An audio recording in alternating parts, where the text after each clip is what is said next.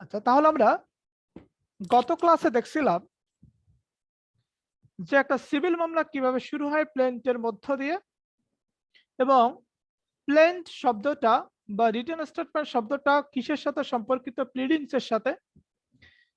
এবং এই প্লেন্ট কি এবং কেন, প্লেন্টের মধ্যে কি কি থাকে, রিটেন স্টেটমেন্টের মধ্যে কি কি থাকে, প্লিডিংস এর মধ্যে কি কি থাকে, এবং আছে প্লেন্ট স্ট্রাইক আউট করা যায়, প্লেন্ট কর্তন করা যায়, আরজি কর্তন করা যায়, রিটেন স্টেটমেন্ট কর্তন করা যায়, আদালত করতে পারে, করে, প্লিডিংস কর্তন করা যায়, এটা আমরা দেখছিলাম। এবং কেন স্ট্রাইক আউট করবে এটাও দেখছিলাম। দেখেন, আমরা তো প্লিতে আছি, আমি এখান থেকে একটা রিটেন স্যাম্পল দেখাই যে স্ট্রাইক আউট প্লিডিংস। দেখেন রিটেন কিভাবে প্রশ্ন হয়। রিটেন প্রশ্ন আপনাকে বলে দিবে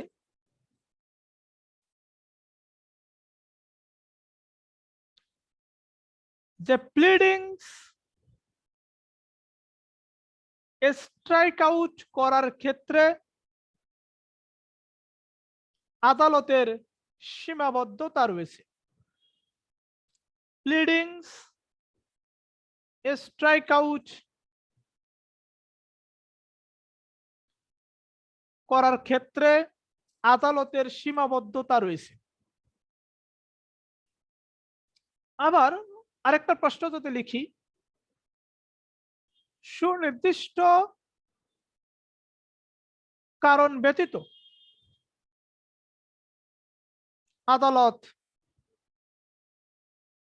প্লিডিংস স্ট্রাইক আউট করতে পারে না। সুনির্দিষ্ট কারণ ব্যতীত আদালত প্লিডিংস স্ট্রাইক আউট করতে পারে না। 3 নম্বর প্রশ্ন, আরজি কর্তনের ক্ষেত্রে আদালতের সীমাবদ্ধতা রয়েছে।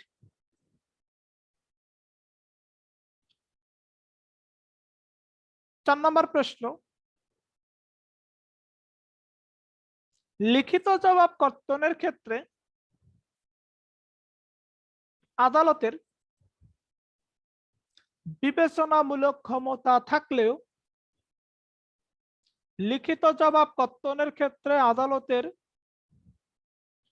বিবেচনামূলক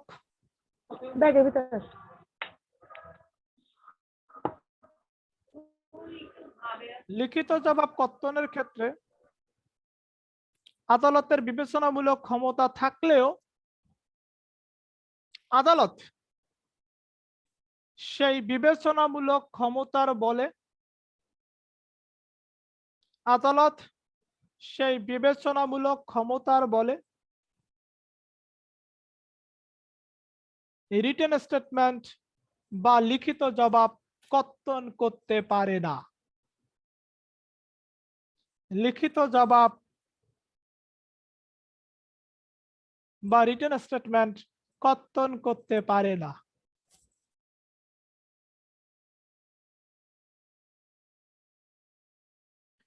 এখানে দেখেন, আমরা অর্ডার 6 রুল 16 আদেশ 6 বিধি 16 থেকে আমরা কতগুলো প্রশ্ন বানাইলাম।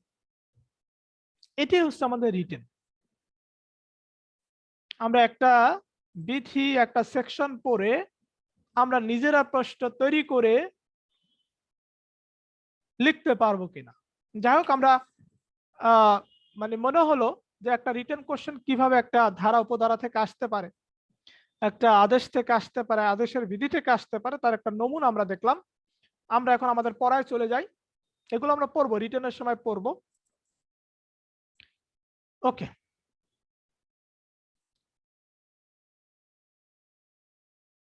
অর্ডার 6 রুল 17 আমরা গত ক্লাসে যা পড়ছি তার পরবর্তী পড়া, অর্ডার 6 রুল 17।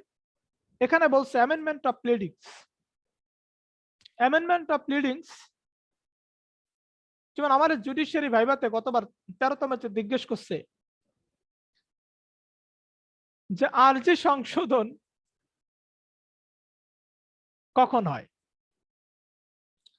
ভাই বিশ্বাস করেন আমি তো আকাশ থেকে পড়ছি। যে প্লিডিং সংশোধন শুনছি, আরজি সংশোধন তো আমি জীবনেও শুনি নাই। আপনি অ্যামেন্ডমেন্ট অফ প্লিডিং দেখতেছেন, বাট আপনি কি অ্যামেন্ডমেন্ট অফ প্লেন্ট কখনো দেখছেন?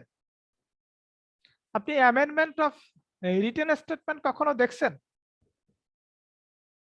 দেখেন নাই। আমাদের ঝরে যাওয়াটা শুরু হবে রিটার্ন থেকে। প্রিলিতে আমরা সবাই পাস করবো, নো প্রবলেম, বাট রিটার্নে গিয়া আমরা যারা পাস করব তারা ম্যাক্সিমাম আটকাবো, সেভাবে কিন্তু রিটেন কোশ্চেন হবে। এই কারণে আমার লেকচারের উপর ডিপেন্ড করে লেকচারকে মেন ধরে আপনি কোনো গাইড বই পড়বেন, তাহলে দেখবেন যে আপনার রিটেনটা ভালোভাবে কভার হয়ে যাবে, ধারণার যে ব্যাপার আছে এটা ক্লিয়ার হয়ে যাবে। ওকে, তাহলে অ্যামেন্ডমেন্ট অফ প্লিডিংস আমরা পাই অর্ডার 6 এর রুল 17 এ, মানে প্লিডিংস সংশোধন। প্লিডিং সংশোধনের অপর নাম আরজি সংশোধন। প্লিডিং সংশোধনের অপর নাম লিখিত জবাব সংশোধন। আমরা কিভাবে বলতেছি যে প্লিডিং সংশোধনের অপর নাম আরজি সংশোধন? কারণ যাহাই প্লিডিংস তাহাই প্লেন্ট, যাহাই প্লিডিংস তাহাই লিখিত জবাব, স্পষ্ট করে বলা আছে অর্ডার 6 এর রুল 1 এ। অর্ডার 6 এর রুল 1 এ স্পষ্ট করে বলা আছে pleading shall include plant or written statement. Plant or written statement. CPC থেকে যে দুইটা কোশ্চেন আসে, সেই দুইটা কোশ্চেনের একটা কোশ্চেন আপনারা পাবেন অর্ডার 6, 7, 9 থেকে। এই কারণে 6, 7, 9 আপনি প্রিলি রিটেন ভাইবার জন্য প্রস্তুতি নেন, ঠিক আছে? ওকে, তো আপনার তাহলে আমরা আরজি সংশোধন, এখন প্রশ্ন হচ্ছে কখন হয় বা প্লিডিং সংশোধন কখন হয়? প্রথমত এটা যখন আপনি আবেদন জানাবেন, আপনি হচ্ছেন প্লেন্টিভ বাদী বা আপনি হচ্ছেন ডিফেন্ডেন্ট, আপনি হচ্ছেন বিবাদী। আপনার কাছে মনে হলো যে আমি যে প্লেনটা আদালতে জমা দিছি, আপনার কাছে মনে হলো আমি যে রিটেন স্টেটমেন্টটা লিখিত জবাবটা আদালতে জমা দিছি, ইট শুড বি অ্যামেন্ডেড, এটা সংশোধন করা প্রয়োজন, এটা সংশোধন করা প্রয়োজন। তখন আপনি আদালতে আবেদন জানাবেন যে আমি আমার প্লেন্ট বাদীর প্লেন্ট অ্যামেন্ডমেন্ট করতে চাই। এবং এটা কখন? এটা আপনি at any stage of the suit, at any stage of the suit, মোকদ্দমার যে কোনো পর্যায়ে করতে পারবেন। কখন? এটা খুব ইম্পর্টেন্ট, মোকদ্দমার যে কোনো পর্যায়ে।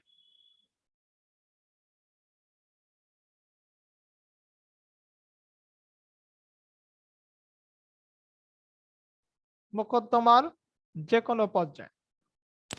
এখন আপনি যখন প্লিডিংস অ্যামেন্ড করার জন্য, আপনি যখন প্লিডিং সংশোধন করার জন্য, আরজি সংশোধন করার জন্য, লিখিত জবাব সংশোধন করার জন্য আদালতে আবেদন জানিয়েছেন, আদালতে অ্যাপ্লিকেশন সাবমিট করছেন, আদালত আপনি চাইছেন না দিয়ে দিবে? আদালত যদি দেখতে পায় আপনার প্লেন্টের মাধ্যমে, আপনার আরজির মাধ্যমে, ধরেন আপনি এলাকার চেয়ারম্যান, আপনি বলেন যে ঠিক আছে আপনাদের মধ্যে তো সমস্যা, তাহলে আপনি লিখিতভাবে অভিযোগ দেন। তা আপনি কাগজটা পড়লেন, কাগজটা পড়ার পরে এইবার দ্বন্দ্বের জায়গাটা কি, এর বিবাদের জায়গাটা কি, কোথায় সমস্যা, সেটা আপনি ওই প্লেন্ট থেকে, অভিযোগপত্র থেকে বুঝতেছেন না। বা যিনি বিবাদী রিটেন স্টেটমেন্ট যিনি সংশোধন করার জন্য বা প্লিডিং সংশোধন করার জন্য যে আবেদন জানাইছেন, আপনি ওই রিটেন স্টেটমেন্ট দেখে আপনি বুঝতে পারতেছেন না the Real questions in controversy, the Real questions in controversy মানে বিবাদের বিষয়টা কি। আরজি থেকে যখন বুঝতে প্রবলেম হবে, যখন আদালত নির্ধারণ করতে পারবে না বিবাদের বিষয়টা কি, লিখিত জবাব থেকে আদালত যখন বুঝতে পারবে না বিবাদের বিষয়টা কি, আদালত প্লিডিংস থেকে যখন বুঝতে পারবে না বিবাদের বিষয়টা কি, তখনই আদালত প্লিডিং সংশোধনের আদেশটা দিবে। তো এখানে আরেকটা জিনিস আদালত মাথায় রাখবে, এটা অবশ্য আমাদের রুলে বলা নাই, এটা আমাদের বিভিন্ন ব্যাখ্যা আছে যে it should not be injustice for others, অন্যের জন্য যেন ইনজাস্টিস না হয়, অবিচার না হয়, অন্যের জন্য যেন ইনজাস্টিস না হয়, অবিচার না হয়। বিষয়টা কিরকম, একটা মামলা দুইটা পক্ষ থাকে না, আমি হচ্ছে বাদী, আপনি হচ্ছেন বিবাদী। বাদী হিসেবে আমার মনে হলো আমার প্ল্যানটা আমি সংশোধন করব, আমি আদালতে অ্যাপ্লাই করলাম যে আদালত আমার আর্জিটা সংশোধন করার আদেশ দেন। কারণ আদালত দেখতেছে যে আপনাকে যদি আর্জিটা সংশোধন করার সুযোগ আদালত দেয় তাহলে বিবাদীর জন্য অবিচার হবে, বিবাদীর সাথে অন্যায় করা হবে এবং বিবাদীর বিপক্ষে যাবে না, সরি, পক্ষ বিপক্ষ পরের হিসাব, যে বিবাদীর সাথে অন্যায় করা হবে, বিবাদীর সাথে ইনজাস্টিস করা হবে, মানে বিবাদীর পয়েন্টগুলো অনেক বেশি ভারী হয়ে যায় অন্যায় ভাবে।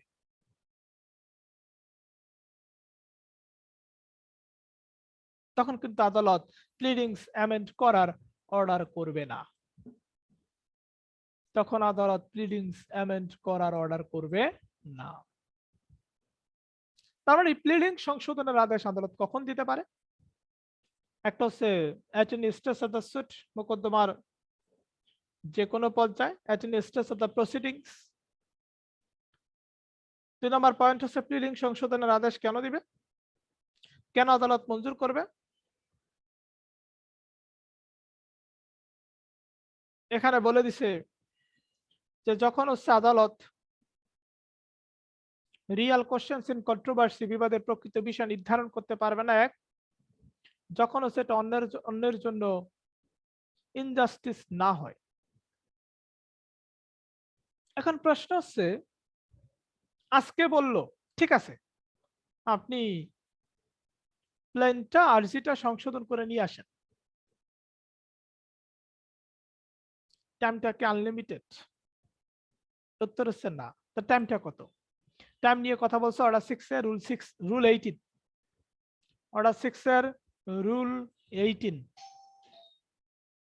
অর্ডার 6 এর রুল 18 এখানে স্পষ্ট করে বলে দিছে আদালত আপনাকে টাইম স্পেসিফাইড করে দিতে পারে, আদালত আপনাকে টাইমটা নির্দিষ্ট করে দিতে পারে। If the time is not fixed by the court, then time counting কিভাবে হবে, এখানে আমাকে দেখতে হবে যে আদালত আমাকে টাইম দিচ্ছে কিনা।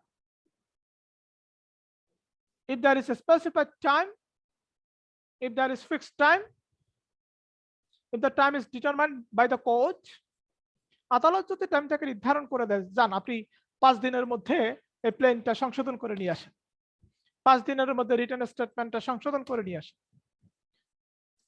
তাহলে সেই নির্ধারিত সময়ের মধ্যে আপনাকে প্লিডিংস অ্যামেন্ড করে জমা দিতে হবে। আপনি যদি না করতে পারেন তখন কি হবে, এটা আমরা পরে যাই। আপনাকে যদি সময় নির্ধারণ করে না দেয়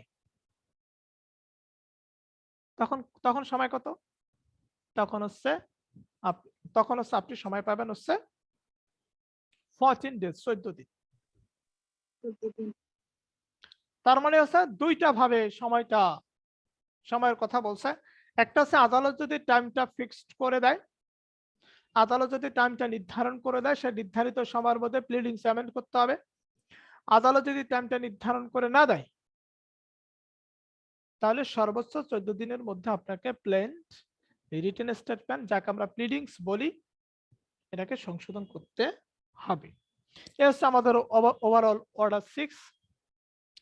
তাহলে এই যে দেখেন, আমরা দেখছিলাম যে একটা মামলা শুরু হয় প্লেন্টের মধ্য দিয়ে। এখন প্লেন্টের বিস্তারিত আমরা দেখব। একটা মামলা শুরু হয় প্লেন্টের মধ্য দিয়ে। এখন আমরা প্লেন্টের বিস্তারিত দেখব। বিস্তারিত দেখতে গিয়ে আমাদের একটা এমসিকিউ বরাবরই আসে যে প্লেন্টে কি কি থাকে, এটা কোথায় বলা আছে। এটা বলা আছে আদেশ 7-এর রুল 1-এ। এটা আমরা সবাই জানি, এটা আমরা পড়বো না। আমরা চলে যাব রুল 10। রুল 10।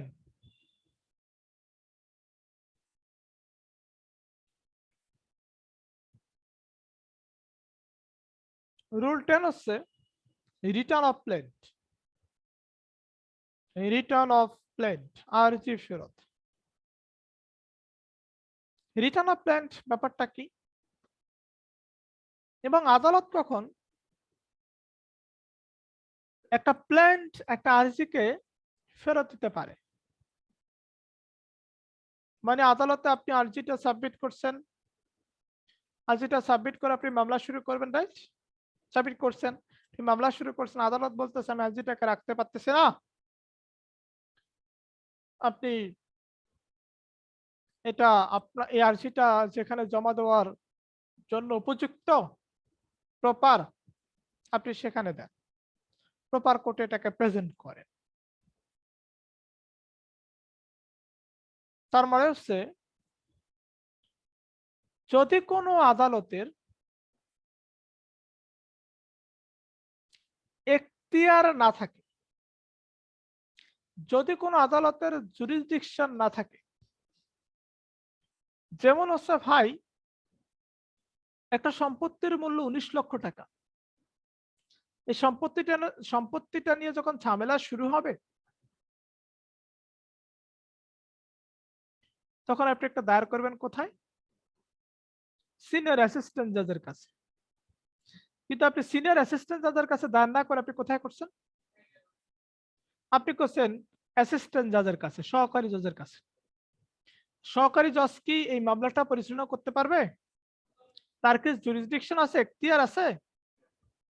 উত্তর হচ্ছে না, তার কোনো জুরিসডিকশন বা এখতিয়ার নাই।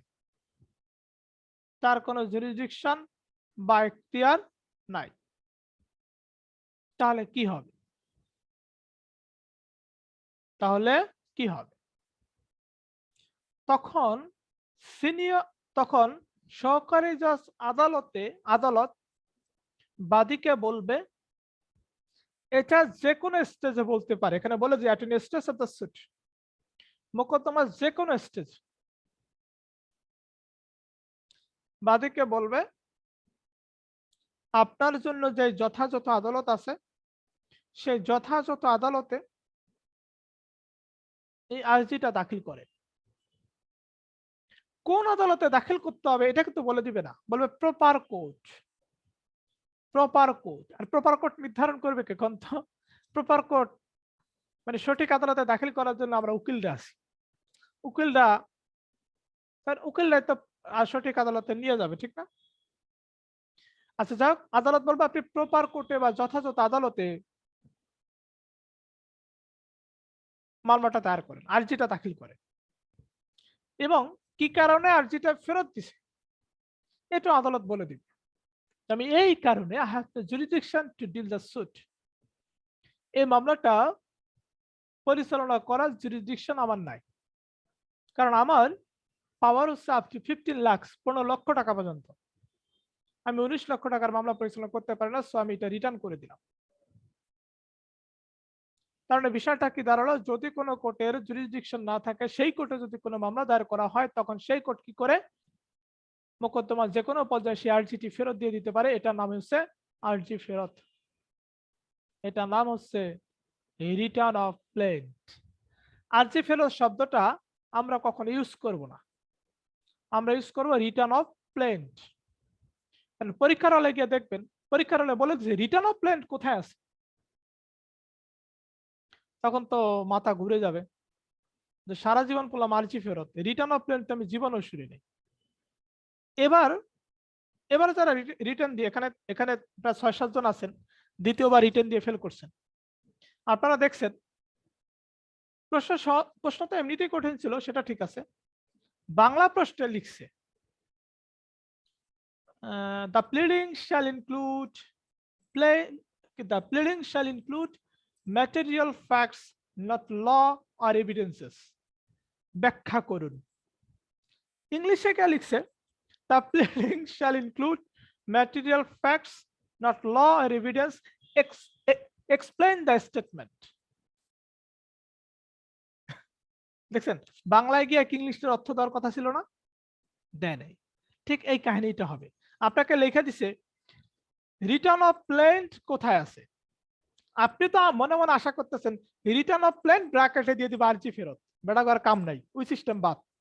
রিটার্ন অফ প্লেন্ট লেখা আপনার বাংলাটা সে ধরা দিবে না, কারণ যারা প্রশ্ন করে এদের ধারণা যে আমরা যদি এলএলবি করা স্টুডেন্ট আমরা জানি রিটার্ন অফ প্লেন্টের বাংলা কি, সো বাংলাটা বলবে না। ক্লিয়ার? এই কারণে আমরা আরজি ফেরতের জায়গায় রিটার্ন অফ প্লেন্ট বলা শুরু করবো, আর বাংলাটা তো আমাদের মাথা রাখতেই হবে। ওকে ওকে, এটা গেল হচ্ছে অর্ডার 7 এর রুল 10। এবার আমরা চলে যাই, তাহলে আরজি ফেরত দেখলাম। আরজি ফেরত কেন হয় ভাই? আরজি ফেরত হয়, আরজি ফেরত হয় আদালতের এখতিয়ার না থাকার কারণে। আদালতের এখতিয়ার না থাকার কারণে এই জিনিসটা একটু আমরা এখান থেকে একটু আমরা আরেকটু পড়ি, যে এখানে আমরা বলতেছি আচ্ছা আমার মামলার কারণ উৎপত্তি হয়েছে, আমি একটা প্লেন্ট দায়ের করার মধ্য দিয়ে একটা মামলা শুরু করবো, রাইট? কিন্তু আমার প্লেন্টে ফেরত দিয়ে দিছে।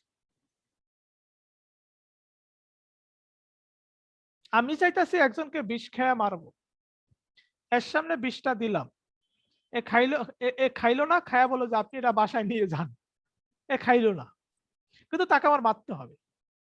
প্রতিকারটা কি? ঠিক তেমনি ভাবে আমি আরজি দায়ের করার মাধ্যমে অন্য নামে মামলা করব, বাট আরজিটাই ফেরত দিয়ে দিছে, তো মামলাটা তার হলো না। তখন আমি কি করব? তখন আমি পুনরায়, এই যে বলতেছি না প্রপার কোর্ট, তখন আমি পুনরায় অ্যাগেইন মানে তখন আমি আবার রিটার্ন অফ আবার ওই প্লেনটা সাবমিট করব প্রপার কোর্টে, মানে সঠিক আদালতে প্লেনটা দাখিল করা।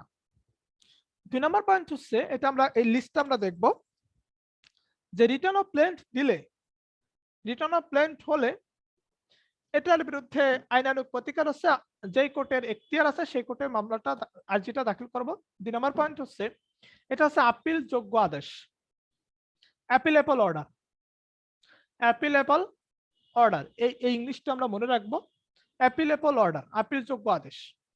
আপিল যোগ্য আদেশ মানে কি? আপিল করা যাবে, তার মানে এটার বিরুদ্ধে আপিল দায়ের করা যাবে। এখন আপিল যোগ্য আদেশ কোথায় আছে? আপিল যোগ্য আদেশ আছে অর্ডার 43 তে, সে লিস্ট আমরা পড়ব।